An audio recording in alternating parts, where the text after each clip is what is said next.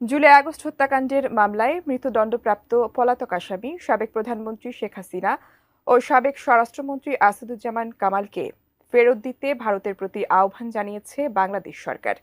রায়ের পর সোমবার পররাষ্ট্র মন্ত্রণালয়ের এক বিবৃতিতে এই আহ্বান জানানো হয়। এতে তাৎক্ষণিক প্রতিক্রিয়ায় পাল্টা বিবৃতি দিয়েছে নয়াদিল্লি। শেখ হাসিনার ফাঁসির রায় ও তাকে ফেরত পাঠানোর ইস্যুতে কি বলল দেশটি, জানাচ্ছেন এসআই রাজ।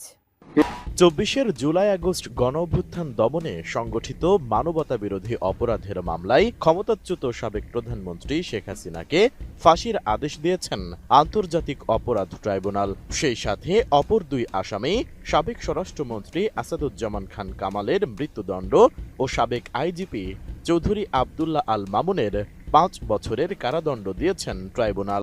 ১৭ নভেম্বর দুপুর ২টা ৫০ দিকে আন্তর্জাতিক অপরাধ ট্রাইব্যুনাল ১ এর বিচারপতি গোলাম মর্তুজা মজুমদারের নেতৃত্বাধীন ৩ সদস্যের বেঞ্চ এই রায় ঘোষণা করে। রায়ের পর দোষী সাব্যস্ত করে মৃত্যুদণ্ডপ্রাপ্ত আসামি শেখ হাসিনা ও আসাদুজ্জামান খান কামালকে হস্তান্তরের জন্য ভারতের প্রতি আহ্বান জানিয়েছে বাংলাদেশের অন্তর্বর্তীকালীন সরকার।